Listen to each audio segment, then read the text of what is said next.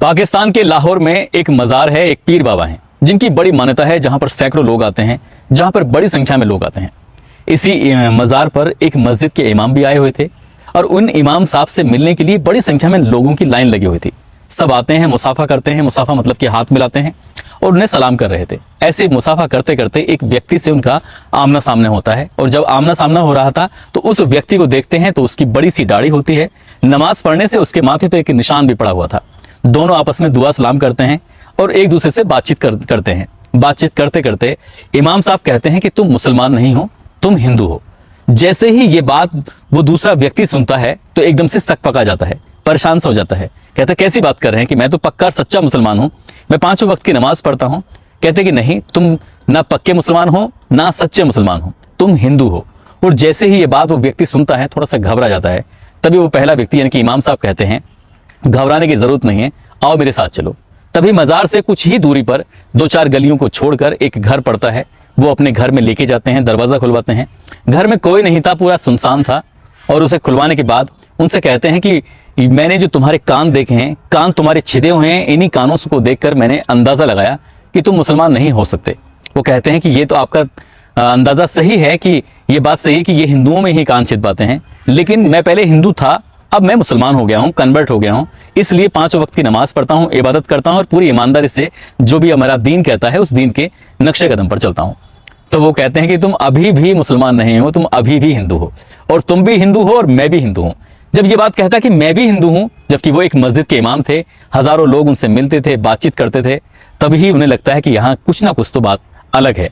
तभी वो अपने घर में एक खिड़की है उसको खोलते हैं और खोलने के बाद जैसी खिड़की खुलती है तो उसमें देवी देवताओं की मूर्तियां रखी हुई हैं। तभी वो दूसरे मुसलमान को दिखाते हुए इमाम साहब कहते हैं कि मैं आज भी इन मूर्तियों की पूजा करता हूं और अपने भगवान को मानता हूं। यहां तो सिर्फ लोगों को दिखाने के लिए ऐसा कर रहा हूं।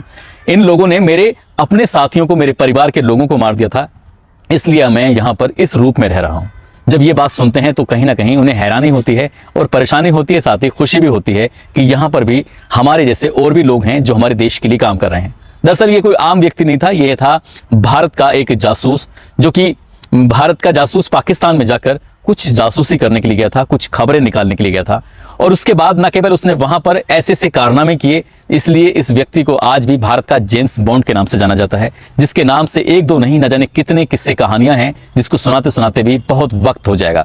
अगर भारत के प्रधानमंत्री नरेंद्र मोदी ना होते तो शायद इस व्यक्ति का नाम कभी भी लोग बच्चा नहीं जान पाता, क्योंकि आज भारत के प्रधानमंत्री ने इनको बहुत बड़ी जिम्मेदारी दी हुई। साथ ही अगर भारत की पूर्व प्रधानमंत्री इंदिरा गांधी ना होती तब भी शायद लोग इन्हें न जानते न पहचानते। ये कहानी है आज के एक जासूस की, जिसका नाम है अजीत डोभाल।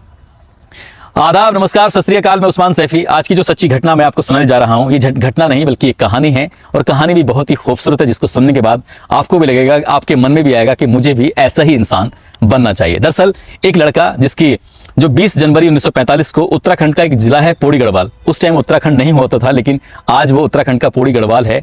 वहां का एक गांव है घिरी बनसेउन।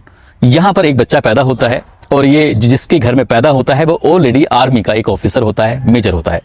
यह आर्मी का ऑफिसर अपने बच्चों को अपने परिवार के साथ रहता था, देश के अलग अलग हिस्सों में जाता था, और इस बच्चे की परवरिश, इस बच्चे की पढ़ाई लिखाई सब अजमेर के एक आर्मी स्कूल में होती है। और ये बच्चा जब बड़ा होता है, बड़ा होने के बाद एमए करता है उत्तर प्रदेश के जिला आगरा की यूनिवर्सिटी से।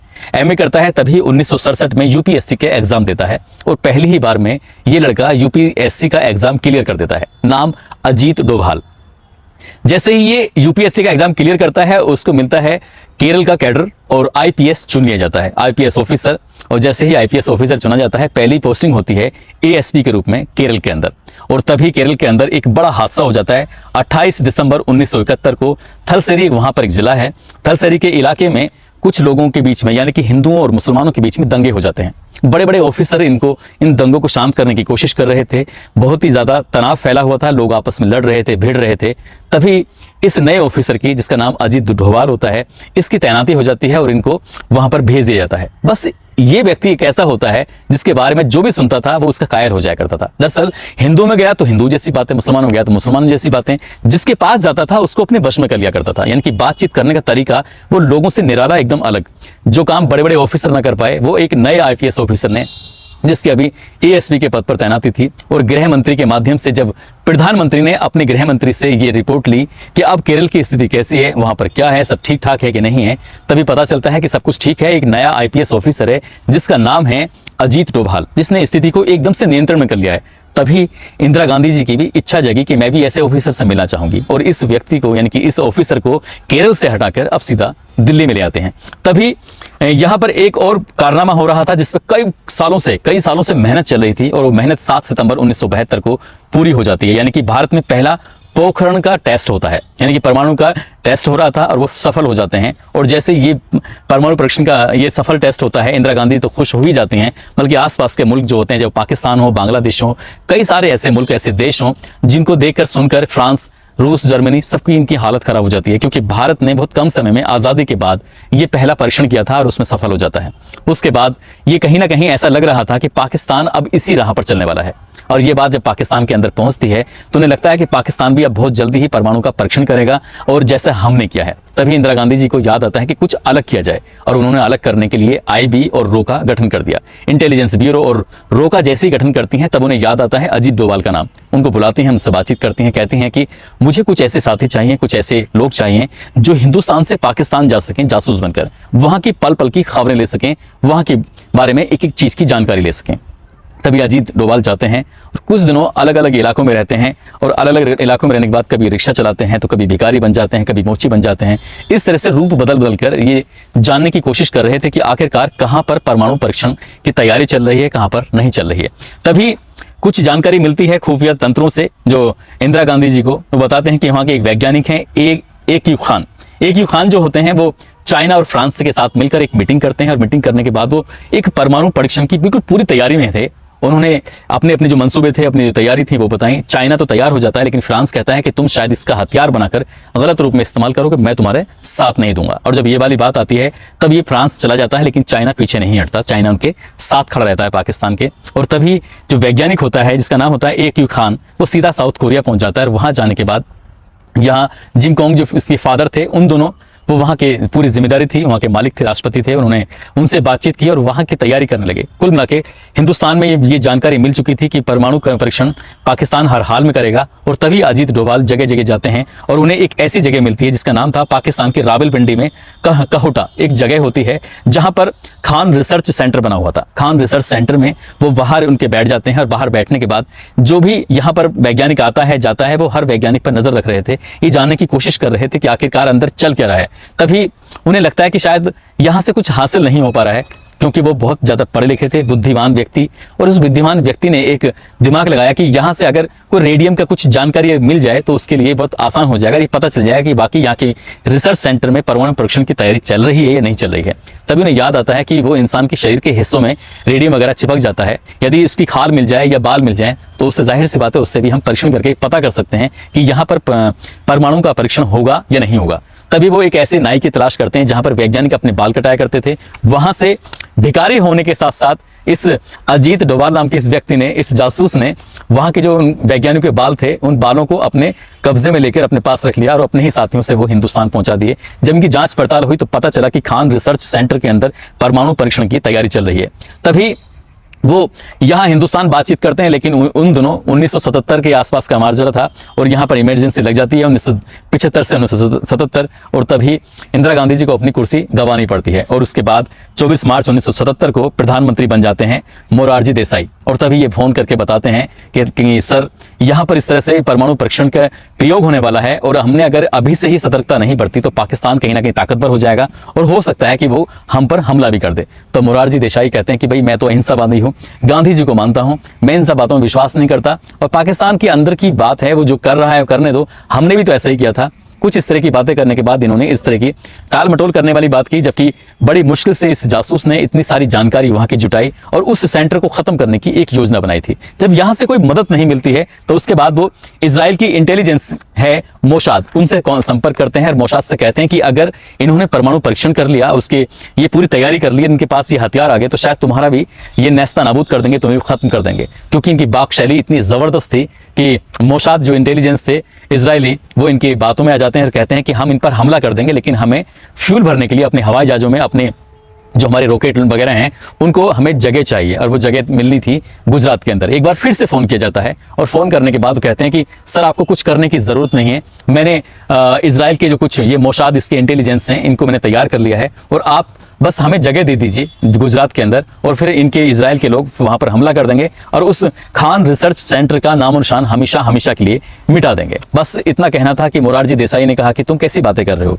ये सब तुम्हें मतलब सही नहीं है, ये वो इस तरह की बातें वो करने लगते हैं। और कहीं ना कहीं जब ये बात आगे बीत जाती है, लेकिन ये जो व्यक्ति होता है जासूस, इसने कहा कि शायद हमारा देश का प्रधानमंत्री अब पहले जैसा नहीं है। बात कुछ इस तरह से आती है क्योंकि ये जो योजना थी वो थी प्रधानमंत्री इंदिरा गांधी जी की, और इंदिरा गांधी जी उन दिनों प्रधानमंत्री नहीं थे, इसलिए उन्होंने सोचा मोरारजी देसाई ने यदि इनके इस प्रोजेक्ट को आगे बढ़ाया गया तो नाम हो जाएगा इंदिरा गांधी जी का, इसलिए वो इस प्रोजेक्ट को खत्म करना चाहते थे। लेकिन वो जासूस शांत होने का नाम नहीं ले रहा था, और इंटेलिजेंस को जिस तरह की मदद नहीं मिलती है तो उन्होंने फिर एक नया तरीका अपनाया। वहीं पर बात जब ये भिखारी बन के बैठते थे, वहां पर कभी कोई रूप बदल दिया, कभी कुछ रूप बदल दिया, तभी एक वैज्ञानिक एक महिला के साथ कुछ ऐसी स्थिति में था जो शायद किसी को नहीं मालूम था, और वो शायद गलत था वहां के हिसाब से, तभी उन्हें पता चलता है। और पता चलने के बाद ये उनसे मिलते हैं, वैज्ञानिक से, अपने जो अजीत डोभाल होते हैं उनसे बातचीत करते करते कहते हैं कि यदि तुमने मुझे ये इस अंदर की जानकारी नहीं दी तो मैं ये सब चीजें आपकी बाहर पहुंचा दूंगा, और उससे तुम्हारी बहुत ज्यादा दिक्कतें खड़ी हो जाएंगी। क्योंकि वो महिला कुछ अलग टाइप की थी, या कुछ अलग था, या फिर किसी देश की जासूस वगैरह थी, कुछ ऐसे ही मसला था, जिसकी वजह से वो वैज्ञानिक कहीं ना कहीं प्रेशर में आ गया और वो ब्लूप्रिंट की लेने की बात करने लगा। लेकिन इसके बदले में उसको चाहिए थे $10,000। जब $10,000 चाहिए थे तब एक बार फिर से फोन किया गया और एक बार फिर से मदद मांगने की कोशिश की। मोरारजी देसाई ने इस बार साफ इनकार कर दिया, कहा कि हम कोई पैसे वैसे नहीं देने वाले हैं, जैसे चाहो वैसे कर लो। तभी यहाँ के जो आईबी के चीफ थे या रो के चीफ थे, उन्हें गुस्सा आता है, वो गुस्से में आकर मोरारजी देसाई को अपना इस्तीफा दे देते हैं। कहते हैं कि मेरा आदमी इतना मेहनत से काम कर रहा है और आप मदद नहीं कर रहे हैं, इसलिए मैं आपकी टीम का हिस्सा नहीं बनूंगा, इसलिए मैं इससे इस्तीफा देता हूं। इस्तीफा देने के बाद भी तब भी प्रधानमंत्री जी को कुछ नहीं सूझा, कुछ उन्होंने आगे कदम नहीं बढ़ाया। तभी इन दोनों पाकिस्तान के जो सेना के प्रमुख थे जियाउल हक, उन्होंने इस पाकिस्तान को टेक ओवर कर लिया और वहां की सारी जिम्मेदारी उनके हाथ में आ गई। और उसके बाद उन्होंने सोचा कि क्यों ना आसपास के जो मुल्क हैं, आसपास के देश हैं, उनसे दोस्ती की जाए, उनके आगे हाथ बढ़ाया जाए। लेकिन इस बीच में इस व्यक्ति ने, जो जासूस होता है, जासूस ने ये वहां पर अपने मिशन में लगा हुआ था, क्योंकि उससे परमाणु परीक्षण का जो सिस्टम था उसको नेस्तानाबूद करना था, उसको खत्म करना था, उसको कमजोर करना था। इधर जियाउल हक अलग अलग देशों के प्रधानमंत्रियों से, अलग अलग देशों के राष्ट्रपतियों से बातचीत करके दोस्ती का हाथ बढ़ाने की कोशिश कर रहा था। तभी वो फोन करते, कभी नेपाल, बांग्लादेश, श्रीलंका से होते हुए फोन आ जाता है मोरारजी देसाई के पास। और मोरारजी देसाई के पास जब रात के अंधेरे में फोन करते हैं तो उस टाइम वो कुछ ऐसी स्थिति में थे जिसमें आदमी बहक जाता है, यानी कि बताया जाता है कि वो शायद उन्हें शराब वराब पी थी या कुछ इस तरह की बातें थी। जब वो जियाउल हक फोन करके बातचीत करने की कोशिश कर रहे थे तो बातचीत करते करते इन्हें गुस्सा आता, कहता है कि जियाउल हक तुम हमसे दोस्ती का हाथ बढ़ाने की कोशिश कर रहे हो, और उधर आपके रावलपिंडी के कहोटा में जो आपका खान रिसर्च सेंटर बना हुआ है, वहां हमारे लिए परमाणु परीक्षण की तैयारी कर रहे हो। मुझे पल पल की जानकारी है, मुझे एक एक चीज की जानकारी है, मेरे आदमी भी तुम्हारे यहाँ पर फैले हुए हैं।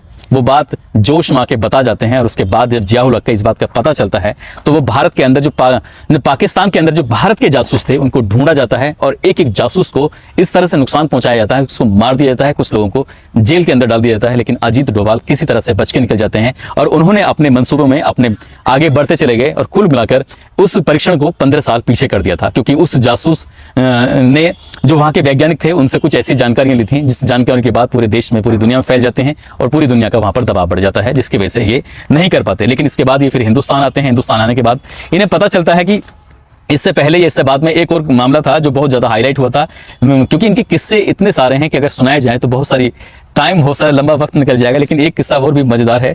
मिजोरम को कुछ लोग अपना अलग मुल्क बनाना चाहते थे, कहते थे कि मिजोरम हम भारत का हिस्सा नहीं बनने देंगे, और उसके लिए बहुत ज्यादा कोशिश की जा रही थी। और एक लाल डेंगा करके एक वहां का सरदार था जो कि इसकी अगुवाई कर रहा था, और सबके सब लोग जो वहां की मांग कर रहे थे कि हमारा देश अलग होगा और हम अलग, जैसे कश्मीरी मांग करते हैं वैसे ही मिजोरम वाले भी मांग कर रहे थे। लेकिन यहां से ये अपना जासूस बन के जाते हैं और वहां जब पता करते हैं तो पता चलता है कि 7 लोग हैं जो इसकी मुखिया हैं, इस टीम को लीड कर रहे हैं और पूरे इसे अलग अलग करना चाहते हैं। तभी इन्होंने, इनकी वाक शैली कुछ इतनी जबरदस्त थी कि इन 7 के पास जाते हैं, 7 से मिलते हैं, बातचीत करते हैं, लेकिन 7 में से 6 को ये अपनी तरफ कर लेते हैं। एक जो व्यक्ति होता है जिसका नाम होता है लाल डेंगा, उसको ये कर नहीं पाते। तभी ये भारत सरकार से मिलकर कुछ इस तरह की षड्यंत्र रचते हैं, और षड्यंत्र रचने के बाद फिर वोटिंग होती है। पता चलता है लाल डेंगा अकेला पड़ जाता है, 6 लोग भारत के साथ जाते हैं, और यहाँ पर एक फैसला होता है, एक नियम बनता है कि अब कभी इस मिजोरम को अलग नहीं किया जाएगा, वो भारत का हिस्सा ही रहेगा। इसका भी श्रेय कहीं ना कहीं इनको जाता है।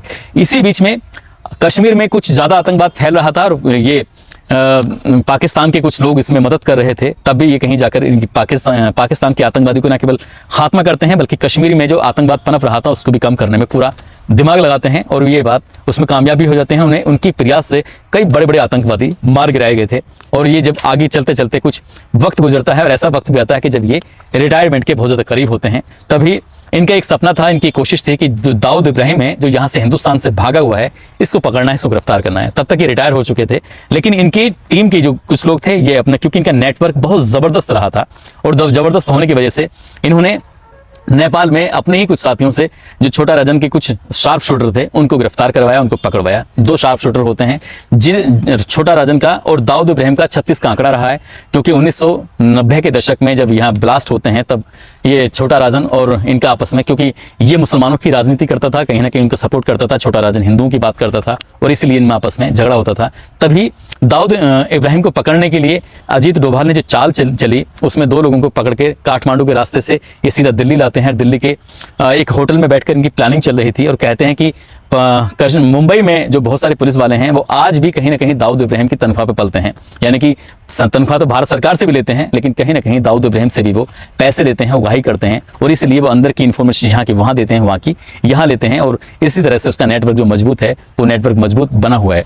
इधर अजीत डोभाल दाऊद इब्राहिम को पकड़ने की तैयारी में था। 2 गुर्गे जो छोटे रजन के थे, जो उनके दुश्मन थे दाऊद इब्राहिम के, वो 5 स्टार होटल में मीटिंग चल रही थी। तभी मुंबई के पुलिस कमिश्नर पहुंचते हैं और अचानक से आकर धमक जाते हैं, कहते हैं कि ये दोनों व्यक्ति मुझे दे दो, जबकि वो लोग उनकी मदद करने वाले थे और अजीत डोभाल की मदद करने वाले थे। इसी जरिए से दाऊद इब्राहिम हिंदुस्तान आता, शायद हिंदुस्तान आता तो कभी भी उसका नाम और निशान फिर लिया ही नहीं जाता, नहीं रह पाता।